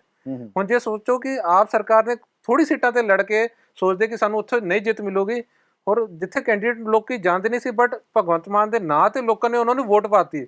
ਉਹਦੇ ਬਾਅਦ ਜਦੋਂ ਲੋਕਾਂ ਨੂੰ ਪੁੱਛਿਆ ਗਿਆ ਕਿ ਉੱਥੇ ਕੌਣ ਕੈਂਡੀਡੇਟ ਖੜਾ, ਉਹ ਕਹਿੰਦੇ ਸਾਨੂੰ ਤਾਂ ਪਤਾ ਨਹੀਂ, ਅਸੀਂ ਤਾਂ ਸਿਰਫ ਭਗਵੰਤ ਮਾਨ ਜਾਂ ਕੇਜਰੀਵਾਲ ਦਾ ਨਾਂ ਸੁਣ ਕੇ ਲੋਕਾਂ ਨੂੰ ਵੋਟ ਪਾਤੀ। ਇਦਾਂ ਦੀ ਕੰਡੀਸ਼ਨ ਵੀ ਆ ਜਾਂਦੀ ਹੈਗੀ ਆ। ਹਾਂ ਲੇਕਿਨ ਉਹ ਦੇਖੋ ਜਿਹੜੀ ਕੇਂਦਰੀ ਲੀਡਰਸ਼ਿਪ ਹੈਗੀ ਪਾਰਟੀਆਂ ਦੀ, ਜਿਹੜੀ ਸਿਆਸੀ ਪਾਰਟੀਆਂ ਦੀਆਂ ਜਿਹੜੀਆਂ ਲੀਡਰਸ਼ਿਪ ਹੈਗੀਆਂ, ਉਹਨਾਂ ਦੀ ਸੋਚ ਕਾਫੀ ਐਡਵਾਂਸ ਔਰ ਬਹੁਤ ਅੱਗੇ ਦੀ ਹੁੰਦੀ, ਬਹੁਤ ਦੇਖੋ ਜੀ ਅੱਗੇ ਦੀ ਹੁੰਦੀ ਤਾਂ ਅੱਗੇ ਬੈਠਣਾ ਸੀ, ਅੱਜ ਅੱਗੇ ਨਹੀਂ ਬੈਠੇ, ਉਹ ਪਿੱਛੇ ਬੈਠੇ ਆ। ਤਾਂ ਉਹਨਾਂ ਨੂੰ ਆਪਣੀ ਸੋਚ ਥੋੜੀ ਬਦਲਣੀ ਪੈਣੀ ਤਾਂ ਅੱਗੇ ਜਾਣ ਵਾਸਤੇ। ਇਦਾਂ ਦੇ ਗਲਤੀਆਂ ਦੁਬਾਰਾ ਨਾ ਕਰਨ। ਕੋਈ ਸੀਟ ਛੱਡਣ ਵਾਲਾ ਤਾਂ ਮੇਰੇ ਹਿਸਾਬ ਨਾਲ ਤਾਂ ਨਹੀਂ ਬੰਦਾ ਹੈਗਾ। ਉਹਨਾਂ ਨੂੰ ਹਰ ਸੀਟ ਤੇ ਹੀ ਲੜਨਾ ਚਾਹੀਦਾ, ਚਾਹੇ ਜਿੱਦਾਂ ਮਰਜ਼ੀ ਹੈਗਾ। ਤੁਸੀਂ ਸਰਵਾਈਵ ਤਾਂ ਕਰੋ ਨਾ ਪਹਿਲਾਂ ਜਾ ਕੇ। ਜੇ ਤੁਸੀਂ ਜੰਗ ਹੀ ਨਹੀਂ ਲੜੋਗੇ, ਜਿੱਤੋਗੇ ਕਿੱਥੋਂ? ਫਿਰ ਗੱਲ ਉੱਥੇ ਹੀ ਆ ਗਈ ਕਿ ਕਿਹਾ ਜਾਂਦਾ ਕਿ ਜਿਹੜੀ ਕਾਂਗਰਸ ਦੀ ਲੀਡਰਸ਼ਿਪ ਹੈ, ਹਾਲਾਂਕਿ ਮੱਲਿਕਾ ਅਰਜੁਨ ਖੜਗੇ ਜਿਹੜੇ ਹੈਗੇ ਉਹ ਪ੍ਰਧਾਨ ਹੈਗੇ ਆ ਪਾਰਟੀ ਦੇ, ਲੇਕਿਨ ਹਜੇ ਵੀ ਗਾਂਧੀ ਪਰਿਵਾਰ ਨੂੰ ਹੀ ਉਸ ਪਾਰਟੀ ਦੀ ਅਗਵਾਈ ਮੰਨੀ ਜਾਂਦੀ ਹੈ, ਗਾਂਧੀ ਪਰਿਵਾਰ ਹੀ ਉਸ ਪਾਰਟੀ ਦੀ, ਤੇ ਗਾਂਧੀ ਪਰਿਵਾਰ ਤਾਂ ਘੁੰਮਣ ਗਿਆ ਹੋਇਆ। ਇਸੇ ਕਰਕੇ ਉਹ ਕਹਿੰਦੇ ਕਿ ਕੁਝ, ਮੈਂ ਤੈਨੂੰ ਆਪਾਂ ਜਦੋਂ ਪਿਛਲੇ ਮੁੱਦਾ ਪ੍ਰੋਗਰਾਮ ਦੇ ਵਿੱਚ ਵੀ ਮੈਂ ਤੁਹਾਨੂੰ ਇਹ ਗੱਲ ਕਹੀ ਸੀਗੀ ਕਿ ਇੱਕ ਮਾਹਰ ਸੀਗੇ ਸਿਆਸੀ, ਪਿੱਛੇ ਕਿਸੇ ਚੈਨਲ ਦੇ ਵਿੱਚ ਬੈਠੇ ਹੋਏ ਸੀਗੇ, ਉਹਨਾਂ ਨੇ ਇਹ ਗੱਲ ਕਹੀ ਸੀਗੀ ਕਿ ਰਾਹੁਲ ਔਰ ਪ੍ਰਿਯੰਕਾ ਗਾਂਧੀ ਇਹ 24/7 ਦੀ ਰਾਜਨੀਤੀ ਨਹੀਂ ਕਰ ਸਕਦੇ, ਕਿਉਂਕਿ ਇਹਨਾਂ ਦਾ ਜਿਹੜਾ ਪਾਲਣ ਪੋਸ਼ਣ ਹੋਇਆ ਉਹ ਉਸ ਮਾਹੌਲ 'ਚ ਹੋਇਆ ਕਿ ਇਹ ਆਰਾਮਦਾਇਕ ਜ਼ਿੰਦਗੀ ਜੀਣਾ ਚਾਹੁੰਦੇ ਆ। ਕਿਉਂਕਿ ਸ਼ੁਰੂ ਤੋਂ ਲੈ ਕੇ ਹੁਣ ਤੱਕ ਰਾਹੁਲ ਗਾਂਧੀ ਔਰ ਪ੍ਰਿਯੰਕਾ ਗਾਂਧੀ ਨੇ ਕਦੀ ਐਸਾ ਨਹੀਂ ਹੋਇਆ ਕਿ ਇਹ ਹਮੇਸ਼ਾ ਤੁਹਾਨੂੰ ਐਕਟਿਵ ਨਜ਼ਰ ਐਕਟਿਵ ਨਹੀਂ, ਕਦੀ ਐਸਾ ਵੀ ਨਹੀਂ ਹੋਇਆ ਕਿ ਇਹਨਾਂ ਦੇ ਘਰ ਦੇ ਵਿੱਚ ਸੱਤਾ ਨਾ ਹੋਵੇ, ਪਾਵਰ ਨਾ ਹੋਵੇ। ਪਿੱਛੇ ਰਾਹੁਲ ਗਾਂਧੀ ਨੇ ਕਿਹਾ ਸੀਗਾ 52 ਸਾਲ ਦਾ ਮੈਂ ਹੋ ਗਿਆ, ਲੇਕਿਨ ਮੇਰੇ ਕੋਲ ਅੱਜ ਵੀ ਆਪਣਾ ਘਰ ਨਹੀਂ ਹੈਗਾ। ਉਹਨਾਂ ਨੂੰ ਆਪਣੇ ਘਰ ਦੀ ਲੋੜ ਕੀ ਹੈ? ਗੱਲ ਤੇ ਇਹ ਹੈ ਨਾ, ਉਹਨਾਂ ਨੂੰ ਆਪਣੇ ਘਰ ਦੀ ਲੋੜ ਕੀ ਹੈ? ਸਰਕਾਰੀ ਐਡਾ ਜਿੱਦਾਂ ਦਾ ਘਰ ਉਹਨਾਂ ਨੂੰ ਸਰਕਾਰੀ ਸ਼ੁਰੂ ਤੋਂ, ਮਤਲਬ ਜਦ ਦਾ ਹਿੰਦੁਸਤਾਨ ਬਣਿਆ ਉਹਨਾਂ ਦਾ ਪਰਿਵਾਰ ਸਰਕਾਰੀ ਬੰਗਲਿਆਂ 'ਚ ਰਹਿੰਦਾ ਆਇਆ, ਤੇ ਸਰਕਾਰੀ ਬੰਗਲਾ ਜਿੱਦਾਂ ਉਹਨਾਂ ਨੂੰ ਮਿਲਿਆ ਤੇ ਆਪਣਾ ਤੇ ਉੱਦਾਂ ਦਾ ਬਣਵਾ ਵੀ ਨਹੀਂ ਸਕਦੇ ਜੇ ਉਹ ਬਣਵਾਉਣਾ ਵੀ ਚਾਹੁਣ ਤਾਂ। ਤੇ ਇਹ ਚੀਜ਼ਾਂ ਜਿਹੜੀਆਂ ਹੈਗੀਆਂ ਇਹ ਬੜੀ ਹਾਸੇਹੀਣੀ ਹੈਗੀ ਕਿ ਮੇਰੇ ਕੋਲ ਆਪਣਾ ਘਰ ਨਹੀਂ ਹੈਗਾ। ਯਾਨੀ ਜਿਹੜਾ ਬੰਦਾ ਪਾਲਣੇ ਚਾਂਦੀ ਦੇ ਪਾਲਣੇ 'ਚ ਪਲਿਆ ਹੈ, ਤੇ ਉਹਨੂੰ ਮੈਨੂੰ ਲੱਗਦਾ ਨਹੀਂ ਕਿ ਵੀ ਉਹ ਗੱਲ ਕਵੇ ਕਿ ਮੈਨੂੰ ਉਹੀ ਗੱਲ ਹੋ ਗਈ ਨਾ ਕਿ ਉਹ ਸਿਆਸੀ ਮਾਹਰ ਨੇ ਵੀ ਉਹੀ ਗੱਲ ਕਹੀ ਕਿ 24/7 ਦੀ ਰਾਜਨੀਤੀ ਨਹੀਂ ਕਰ ਸਕਦੇ। ਚਲੋ ਇਸੇ ਨਾਲ ਆਪਾਂ ਹੁਣ ਜਿਹੜਾ ਆਪਣਾ ਆਖਰੀ ਪੜਾਅ ਹੈਗਾ ਝਾਰਖੰਡ, ਜੀ ਜੀ, ਜਿਹੜੀ ਸੀਟ ਹੈਗੀ ਆ ਉਹਦੇ ਬਾਰੇ ਗੱਲ ਕਰਦੇ ਹੈਗੇ। ਝਾਰਖੰਡ ਦੀ ਜਿਹੜੀ ਸੀਟ ਹੈ ਉਹ ਐਨਡੀਏ ਦੀ ਤਰਫ ਸੇ ਆਜੂਸ ਪ੍ਰत्याशी ਸੁਨੀਤਾ ਚੌਧਰੀ ਨੇ ਇੱਥੇ ਭਾਰੀ ਮਤ ਨਾਲ ਜਿੱਤ ਦਰਜ ਕਰ ਲਈ ਹੈਗੀ ਹੈ। ਰਾਏਗੜ੍ਹ ਦੀ ਸੀਟ ਸੀਗੀ ਇਹ, ਕਿਉਂਕਿ ਦੇਖੋ ਝਾਰਖੰਡ ਦੇ ਵਿੱਚ ਵੀ ਝਾਰਖੰਡ ਮੁਕਤੀ ਮੋਰਚਾ ਜਿਹੜਾ ਹੈਗਾ ਔਰ ਝਾਰਖੰਡ ਇੱਕ ਹੋਰ ਉੱਥੇ ਪਾਰਟੀ ਹੈਗੀ ਹੈ, ਉਹ ਲੋਕਲ ਪਾਰਟੀਆਂ ਦਾ ਉੱਥੇ ਜ਼ਿਆਦਾ ਦਬਦਬਾ ਹੈਗਾ। ਤੇ ਉੱਥੇ ਜੇ ਐਨਡੀਏ ਦੀ ਪ੍ਰਤਿਆਸ਼ੀ ਜਿੱਤਦੀ ਹੈ ਤਾਂ ਇਹ ਵੀ ਆਪਣੇ ਆਪ ਦੇ ਵਿੱਚ ਅਚੀਵਮੈਂਟ ਹੈਗੀ। ਖੈਰ ਬੀਜੇਪੀ ਵੱਧ ਤਾਂ ਰਹੀ ਹੈ, ਇਹਦੇ 'ਚ ਕੋਈ ਦੋ ਰਾਈ ਨਹੀਂ ਹੈਗੀ। ਬੀਜੇਪੀ ਦਾ ਜਿਹੜਾ ਕਾਫੀ ਇੰਪਰੂਵਮੈਂਟ ਕੀਤੀ ਹੈ ਜੀ, ਬੀਜੇਪੀ ਦਾ ਜਿਹੜਾ ਦਾਇਰਾ ਹੈ ਨਾ ਉਹ ਪੂਰੇ ਦੇਸ਼ ਦੇ ਵਿੱਚ ਵੱਧ ਰਿਹਾ, ਜਿੱਥੇ ਪਹਿਲਾਂ ਲੋਕਲ ਪਾਰਟੀਆਂ ਰਾਜ ਕਰਦੀਆਂ ਹੁੰਦੀਆਂ। ਕਿਉਂਕਿ ਨਾਰਥ ਈਸਟ ਜੇ ਤੁਸੀਂ ਦੇਖੋ ਤੇ ਹਿੰਦੁਸਤਾਨ ਦਾ ਬਿਲਕੁਲ ਵੱਖਰਾ ਪਾਸਾ ਹੈ। ਨਾਰਥ ਈਸਟ ਦੀਆਂ ਜਿਹੜੀਆਂ 6-7 ਸਟੇਟਸ ਹੈਗੀਆਂ ਉਹਨਾਂ ਨੂੰ 7 ਸਿਸਟਰਸ ਇਸੇ ਕਰਕੇ ਕਿਹਾ ਜਾਂਦਾ ਹੈ ਕਿ ਉਹ ਬਿਲਕੁਲ ਇੱਦਾਂ ਲੱਗਦਾ ਤਾਂ ਭਾਰਤ ਤੋਂ ਵੱਖਰੀਆਂ, ਬਿਲਕੁਲ ਮਾੜਾ ਜਿਹਾ ਭਾਰਤ ਦੇ ਨਾਲ ਜੇ ਨਕਸ਼ੇ ਤੁਸੀਂ ਦੇਖੋ ਤਾਂ ਮਾੜਾ ਜਿਹਾ ਭਾਰਤ ਦੇ ਨਾਲ ਜੁੜਿਆ ਲੱਗਦਾ ਨਾਰਥ ਈਸਟ ਦੀਆਂ ਉਹ ਜਿਹੜੀਆਂ ਸਟੇਟਸ ਹੈਗੀਆਂ। ਔਰ ਸਾਰੀਆਂ ਜਿਹੜੀਆਂ ਹੈਗੀਆਂ ਉਹ ਤਕਰੀਬਨ ਇੰਟਰਨੈਸ਼ਨਲ ਬਾਰਡਰਸ ਦੇ ਨਾਲ, ਜਿਹੜੀ ਮੇਨ ਜਿਹੜੀਆਂ ਫਰੰਟ ਦੀਆਂ ਸਟੇਟ ਹੈਗੀਆਂ ਉਹ ਇੰਟਰਨੈਸ਼ਨਲ ਬਾਰਡਰ ਦੇ ਨਾਲ ਜੁੜੀਆਂ ਹੋਈਆਂ। ਤੇ ਉਹ ਜਦੋਂ ਬੀਜੇਪੀ ਸਰਵਾਈਵ, ਜਿਹੜਾ ਬਹੁਤ ਜ਼ਿਆਦਾ ਦਾਇਰਾ ਜਿਹੜਾ ਬੀਜੇਪੀ ਦਾ ਵੱਧ ਰਿਹਾ ਹੈ ਨਾ, ਇਹ ਜਿਹੜੀ ਨੈਸ਼ਨਲ ਪਾਰਟੀ ਕਾਂਗਰਸ ਹੈ, ਕਾਂਗਰਸ ਨੂੰ ਇਸ ਨੂੰ ਬਹੁਤ ਸੀਰੀਅਸਲੀ ਲੈਣਾ ਪੈਣਾ ਤਾਂ ਕਿ ਦੋ ਪਾਰਟੀਆਂ ਘੱਟੋ ਘੱਟ ਹੋਰ ਮੰਨ ਲਓ ਕਿ ਇਹ ਜੇ ਕਾਂਗਰਸ ਜਦੋਂ ਕਾਂਗਰਸ ਸੱਤਾ 'ਚ ਹੁੰਦੀ ਸੀਗੀ ਤੇ ਉਦੋਂ ਜਿਹੜੀਆਂ ਦੂਜੀਆਂ ਪਾਰਟੀਆਂ ਹੁੰਦੀਆਂ ਸੀ ਘੱਟੋ ਘੱਟ ਮਜ਼ਬੂਤ ਵਿਪਕਸ਼ਤਾ ਪੇਸ਼ ਕਰਦੀਆਂ ਸੀ ਨਾ। ਤੇ ਹੁਣ ਪੋਜੀਸ਼ਨ ਇਹ ਹੋ ਗਈ ਕਿ ਵਿਪਕਸ਼ ਹੀ ਮਜ਼ਬੂਤ ਨਹੀਂ ਹੈਗਾ, ਵਿਰੋਧੀ ਧਿਰ ਜਿਹੜੀ ਹੈ ਉਹ ਬਹੁਤ ਕਮਜ਼ੋਰ ਹੈ। ਤੇ ਕਾਂਗਰਸ ਨੂੰ ਇੱਕ ਵਿਰੋਧੀ ਧਿਰ ਤਿਆਰ ਕਰਨ ਵਾਸਤੇ, ਜੇ ਨਹੀਂ ਵੀ ਸੱਤਾ ਦੇ ਵਿੱਚ ਕਾਂਗਰਸ ਆ ਰਹੀ, ਤੇ ਘੱਟੋ ਘੱਟ ਵਿਰੋਧੀ ਧਿਰ ਤਿਆਰ ਕਰਨ ਵਾਸਤੇ ਇੱਕ ਬੜੀ ਮਿਹਨਤ ਕਰਨੀ ਪੈਣੀ ਹੈ ਇਹਨਾਂ ਨੂੰ। ਦੇਖੋ ਜੀ, ਰਾਮਗੜ੍ਹ ਦੀ ਜਿਹੜੀ ਸੀਟ ਹੈਗੀ ਸੁਨੀਤਾ ਚੌਧਰੀ ਨੇ 21,709 ਵੋਟਾਂ ਨਾਲ ਜਿੱਤੀ ਹੈ। ਤਾਂ ਬਟ ਇਹ ਜਿਹੜੀ ਸੀਟ ਸੀਗੀ ਪਹਿਲਾਂ ਮਮਤਾ ਦੇਵੀ ਦੇ ਕੋਲ ਸੀਗੀ, ਉਹਨਾਂ ਦੇ ਉੱਤੇ ਅਪਰਾਧਿਕ ਮਾਮਲਾ ਦਰਜ ਹੋਣ ਦੇ ਕਾਰਨ ਉਹ ਡਿਸਕੁਆਲੀਫਾਈ ਹੋ ਗਈ। ਇਸ ਕਰਕੇ ਉਹਨਾਂ ਨੂੰ ਇਹ ਸੀਟ ਖਾਲੀ ਕਰਨੀ ਪਈ। ਤੇ ਉਹਦੇ ਬਾਅਦ ਕਾਂਗਰਸ ਨੇ ਮਮਤਾ ਦੇਵੀ ਦੇ ਪਤੀ ਬਜਰੰਗ ਮਹਿਤੋ ਨੂੰ ਟਿਕਟ ਦੇ ਦਿੱਤੀ। ਯੂਪੀ ਦਾ ਕੈਂਡੀਡੇਟ ਸੀ ਨਾ ਉਹ। ਉਹਦੇ ਕਰਕੇ ਵੀ ਸੁਨੀਤਾ ਕੈਂਡੀਡੇਟ, ਇਹ 'ਚ 18 ਉਮੀਦਵਾਰ ਆਏ ਸੀਗੇ ਤੇ ਕਾਫੀ ਤਗੜੀ ਕੰਪੀਟੀਸ਼ਨ ਸੀ। ਤਾਂ ਕੁੱਲ ਮਿਲਾ ਕੇ ਜਿਹੜੇ ਨਤੀਜੇ ਹੈਗੇ ਸਾਡੇ ਸਾਹਮਣੇ ਹੈਗੇ, ਤਾਂ ਬਾਕੀ ਹੋਰ ਵੀ ਜੋ ਆਉਣ ਵਾਲੇ ਹੈਗੇ ਸਮਾਂ ਜਿਹੜਾ ਹੈਗਾ ਆਪਣਾ ਇਦਾਂ ਹੀ ਚੱਲੂਗਾ। ਠੀਕ ਹੈ, ਫਿਰ ਅੱਜ ਦਾ ਮੁੱਦਾ ਪ੍ਰੋਗਰਾਮ ਆਪਾਂ ਇੱਥੇ ਹੀ ਸਮਾਪਤ ਕਰਦੇ ਹਾਂ। ਤਾਂ ਅੱਗੇ ਇਲੈਕਸ਼ਨ ਦਾ ਤਾਂ ਹਜੇ ਮਾਹੌਲ ਚੱਲ ਰਿਹਾ ਹੈ, ਮਾਹੌਲ ਆਉਣ ਵਾਲਾ ਹੀ ਹੈ। ਤੇ ਲੇਕਿਨ ਫਿਰ ਕੋਈ ਕਿਸੇ ਖਾਸ ਮੁੱਦੇ ਨੂੰ ਲੈ ਕੇ ਤੁਹਾਡੇ ਸਾਹਮਣੇ ਹਾਜ਼ਰ ਹੋਵਾਂਗੇ। ਹੁਣ ਇਜਾਜ਼ਤ ਦਿਓ, ਧੰਨਵਾਦ।